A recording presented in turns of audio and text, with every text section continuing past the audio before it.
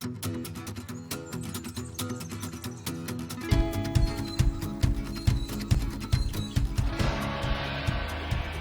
on Fishing Australia, a cosy cottage on a river at the foot of the Snowies. Just too hard to pass up.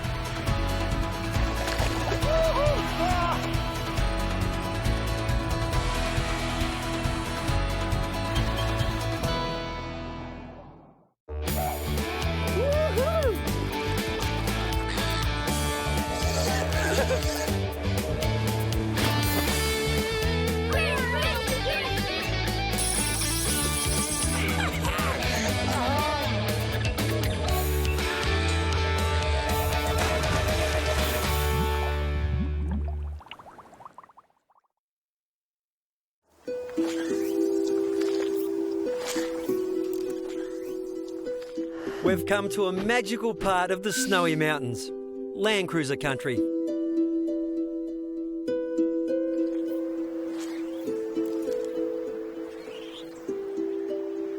How about this place?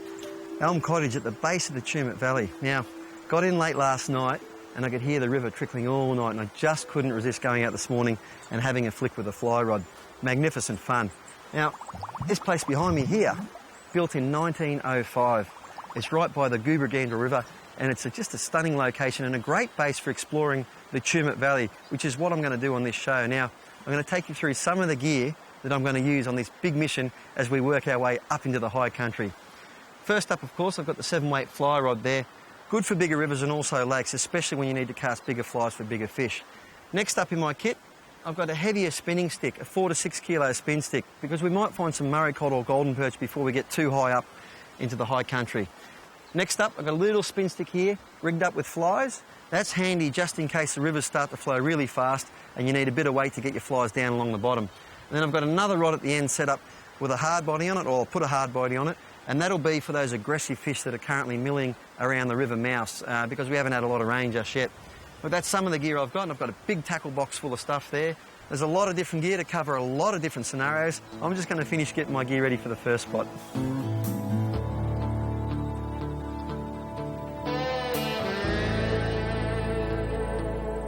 Joining me in the lower reaches of the Tumut Valley was local fisho Phil Brumby. You could quite comfortably say Phil has a trout addiction.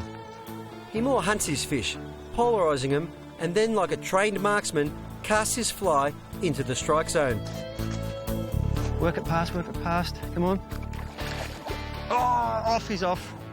Mate, Phil, I love these Tumut plains and the Tumut River, it's just beautiful. Yeah, we should find some big browns and stuff today, Rob. Oh, there's a rainbow just rose in that hole there, just off the wash. There you go, we're using two different tactics here.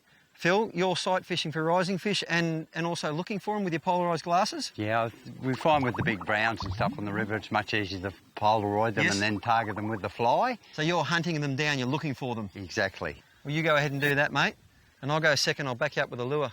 No worries. Two distinctly different tactics. Hopefully it's divide and conquer.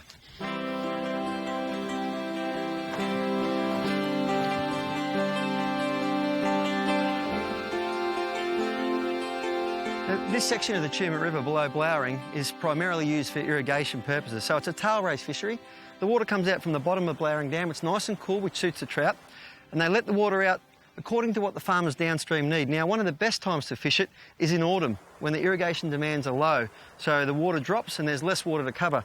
In fact, when the water's up, you can see these rocks here, they were put here right along the river to stop the river bursting its bank. So it's a tail race fishery. The thing is, whether the water's up or down, you still need to know how to read a river. Now, that means looking at the water and saying, right, that's really fast there. The trout doesn't want to battle that current right there. He wants to sit just out of it in the slightly slacker water, watch the food come past and snatch at it. So whether the river's up or down, knowing how to read a river is the same. Nice eddy over there, I'm going to hit it and keep working my way down the river. While Phil planned his attack on a big brown he'd spotted, it was persistence with a lure that came up trumps. Oh, okay, I'm on. Oh, there we go. Nice rainbow. Well, there you go. I had about 20 casts in this little corner here. The water's quite swift at the moment. They're letting a bit of water out of Blowering Dam. This is a tail race fishery. So cold water coming out of the bottom of Blowering Dam. And I'd covered the water reasonably well, but I got a little bit more aggressive with it. I started hitting the lure hard to try and bring the fish to my lure. That water down there is pretty noisy. There's a lot of flow happening. There's a lot of water out there, as you can see. It's moving quite swiftly. So the aggressive retrieve worked in this case. A beautiful rainbow trabby, close to 40 centimetres. Oh, fantastic eating fish. He's absolutely smacked that little Rapala ultralight shad. A really good lure, one of my favourites. And I'll tell you what, plump little rainbow like that out of beautiful clear water like this. I think David and Deborah back at Elm Cottage will be pretty happy with me when we cook this guy up later tonight.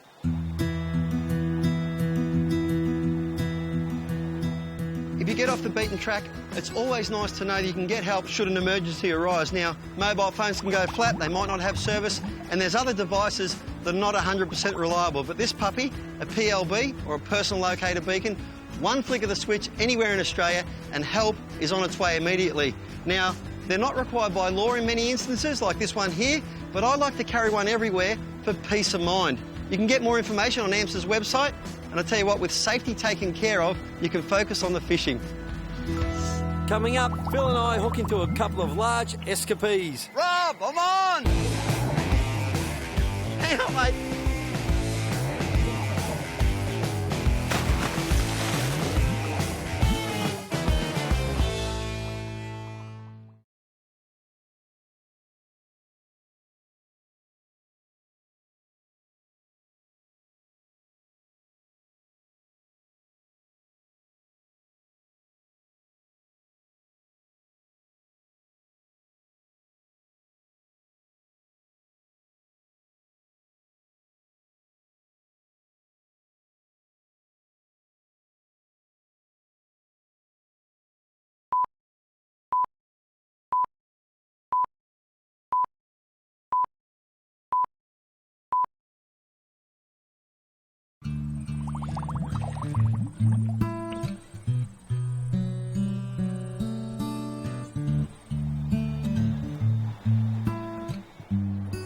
Fishing is normally quite good on the Goobragandra at this time of year, but recent floods, unseasonable high water temps, and then no rainfall for months had all delayed the spawn run. But Phil and I had a theory.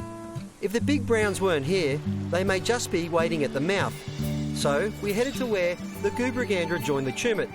But it wasn't big browns we found, it was big rainbows heading home. Here's their story. Rob, I'm on!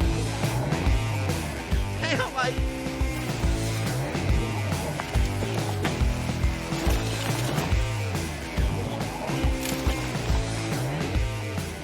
Any good, Phil? Yeah, nice big rainbow, Rob. Keeping up with you, this is the thing. He's Polaroid and walking along the river, looking for rising fish or looking for fish in the water so he can cover that ground quicker, whereas I'm using the lure as a searching tool. And that's the big difference between lure and fly. A fly is really good when you know where a fish is and you can put it right next to him and let him see it, whereas a lure is good when you want to search out some water and try and drag some fish in. Now, that looks like a good fish, Phil. It's absolutely a thumper for a rainbow for this river. Is it any snags in there? There is, yeah, it's very snaggy, mate, from the floods. Oh, he's a cracker. He's a cracker, mate. So, on this little river, or the Goobragandra, there was a trout farm up the road too, so this could be an escapee? It could be an escapee by the side. It's a rainbow, and I'd say he could have got knocked out when the whole farm got knocked out, bridges and all. Yeah, that's that bridge just near Elm Cottage where we're staying on the Goobragandra River here. Now, how is he looking, mate? You can give him a bit more sting. What pound leader you got? I've got 6 pounds, so we should be able to get him in, Rob. I haven't even got a net, mate. No, that's okay. I'm happy to grab him. Okay. I'll pick him up, mate. If you can swing him here, it'd be good. I'll go to him. He's a big fish. Come here, fella. Oh. Look at that. That's a thumper. The old grip on the tail wrist there. Get around here, mate. That is a class rainbow. Look at the size of that guy. And what's the fly you got him on, mate? That's a Hamill's killer. It's a smelt pattern fly, so he's obviously targeting smaller fish. Okay, unreal. If you see that pectoral fin there, how it's not fully formed, that's what makes me think this guy's an escapee. But hey, escapee or not, they're all stocked anyway. It's just that this guy was stocked when he was a bit bigger and his fins have either worn off a bit or he's just a hatchery fish, and that happens to hatchery fish. But I'll tell you what, there's a rainbow at the end of every flood, mate. Absolutely. That's fantastic stuff.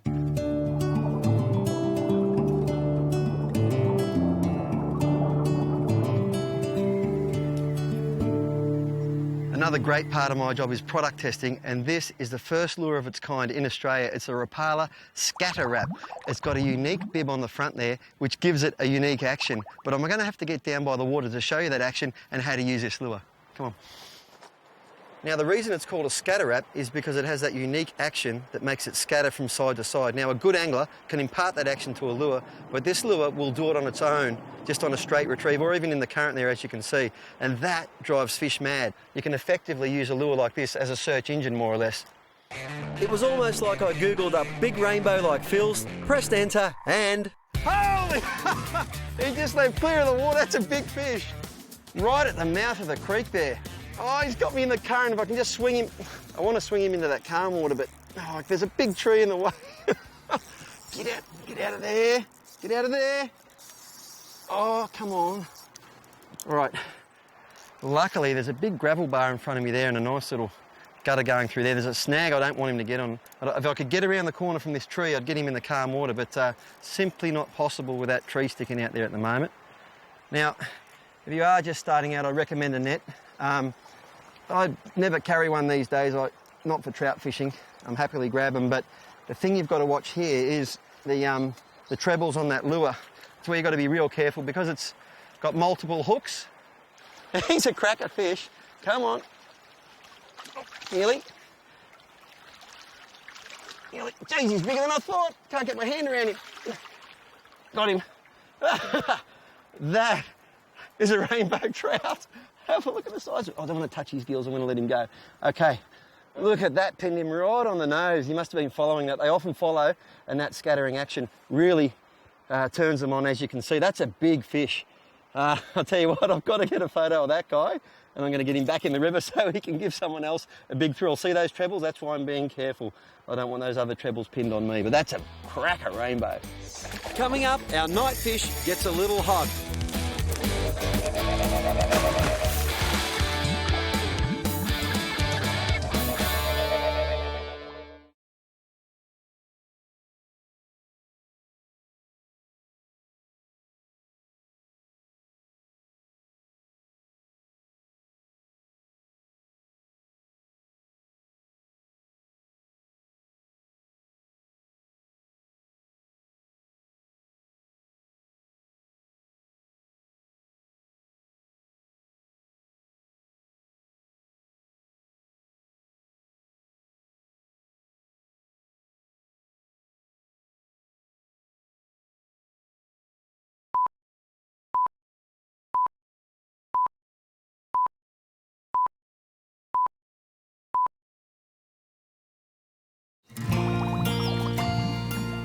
Day 3, I headed higher into the mountains, passing Blowering Dam, famous worldwide for the water speed record held by Australian Ken Warby. In 1978, he reached a staggering speed of 511 kilometres per hour in the jet-propelled boat, the Spirit of Australia. It's actually hard to believe that anything could move at that speed around here. And after a day's fishing on Junimar Pondage, a little above Blowering, it seemed even the trout were having a day off. But like Ken Warby, defeat was not an option. So as the sun set, we moved higher up into the mountains to where the rivers fed into the lakes. We turned a corner to be confronted by a spectacular but scary sight. The bush was lit up.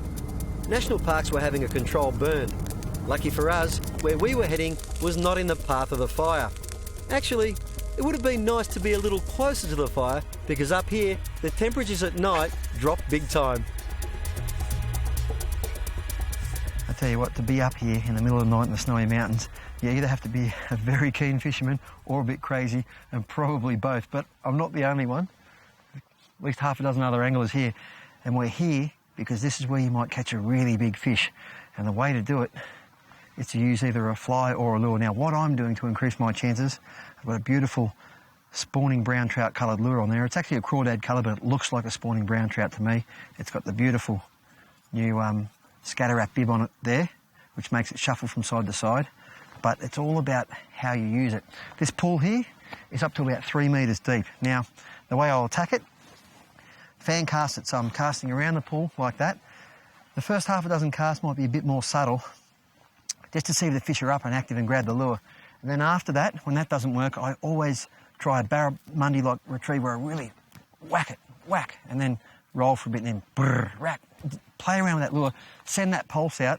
Does two things. It helps the trout find your lure if they can't find it, so it draws attention to your lure. And sometimes when they're laying doggo and just sitting on the bottom, it wakes them up. It thinks, oh, maybe there's some other trout in there feeding, having a go. I'll join in the action.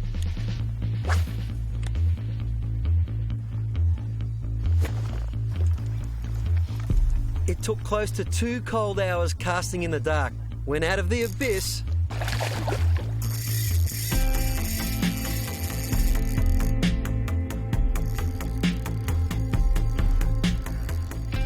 How a fish can find a lure in the middle of a pitch black night like this just defies me.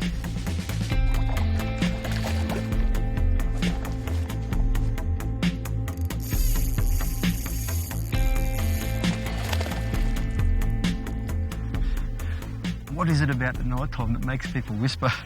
I mean, I really want to go woo, but as you can see, there's a couple of lights here in the background, and I don't want to carry on too much because the other anglers might go, hey, you're scaring my fish. But this is a clunker fish. I've had it on for a fair while now.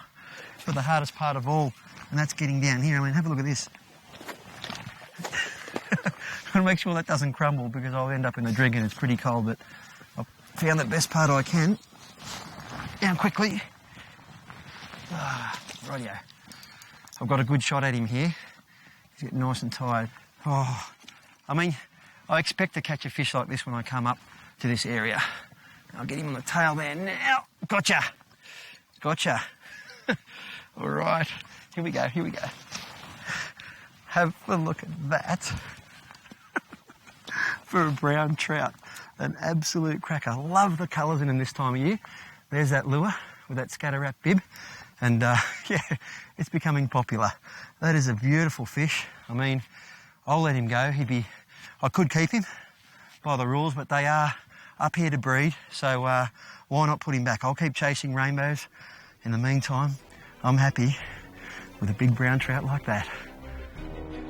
Up next, the War of the Lures. Oh, that was another one. Yep, got him. Got one. Oh, off, he's off. Yep, got him. Got one.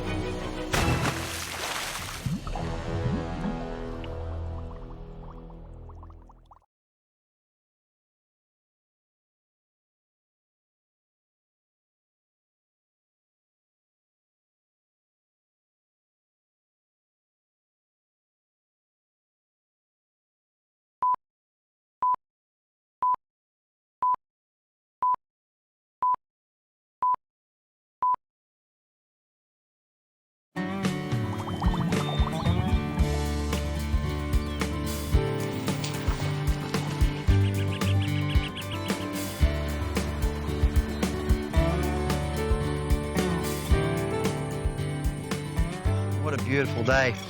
I've worked my way up the valley and into the high country where there's even more options as far as rivers, streams and lakes go.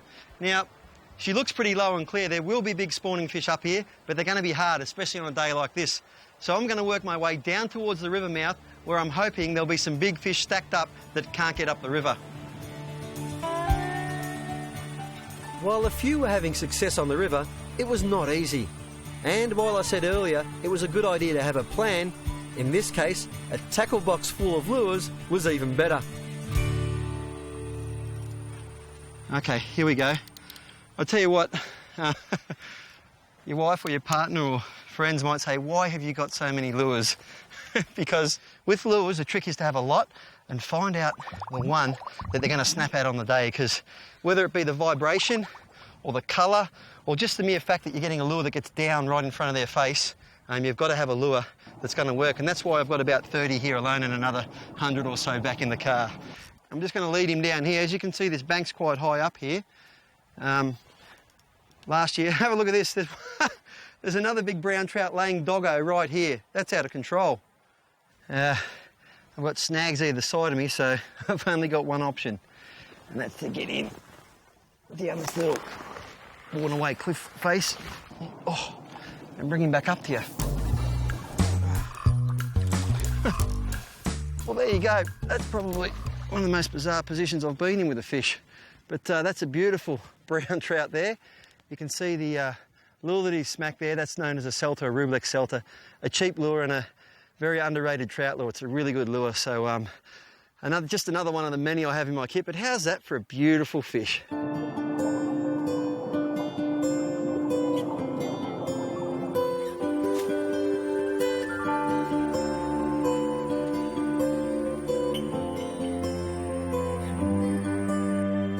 Just at the tail of the pool here, and as the females come through, the males are fighting, and if you see them fight, that's the time they will snap. So I've got a very shallow running Rapala spotted dog pattern on here, and I'm just waiting for them to chase each other, and that's when you've got to get it in there. You need a shallow runner, because as you can see, it's only a foot or two deep at the most. Oh, here they are. Look at those two big fish there. Oh, they're chasing each other. Come on. He'll have a nip at this. Look at those two fish there. Come on, boys. Oh, look, they're chasing. Oh, did I spook them? Or they spook each other? Work it past, work it past. Come on. Nip at it, boys. They are chasing each other. If I can just get it out there. Got him. Got him.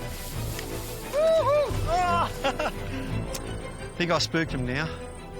They were chasing each other, and that's the time you want to bring the lure past, and they just go, get out of here, and smack your lure. And if you have a quick look here, that's what a spotted dog is. It's a brown trout spawning colour. Oh, that was another one. Yep, got him. Got one. Oh, off, he's off. Yep, got him. Got one, finally. Well, that's taken a while. They're very tentative. They're just nipping at the lure. And I've had a couple bite and jump off, and bite again and jump off. Well, you can see how aggressive they are. He's taking a lure that's a big size for a small fish like that. Gold colour lure is a lot like a spawning colour. It's a good colour to use up here. And if you look closely, the very interesting thing is you can see how short my leader's got, because I've changed lures about 50 times to get a response.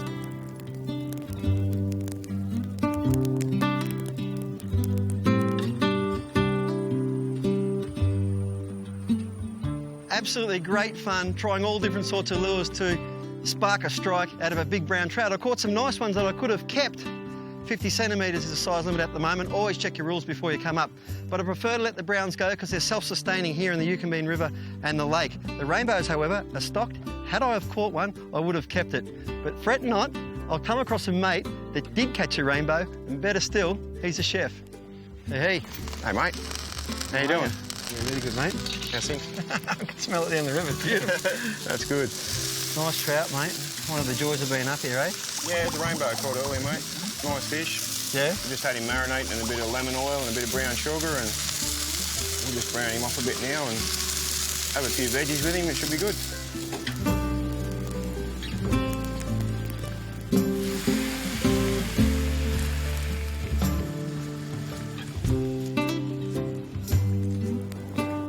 Hungry? Mate, I'm salivating, as they say. Look at this, look at this. There you go, that'll warm you right up. Fork.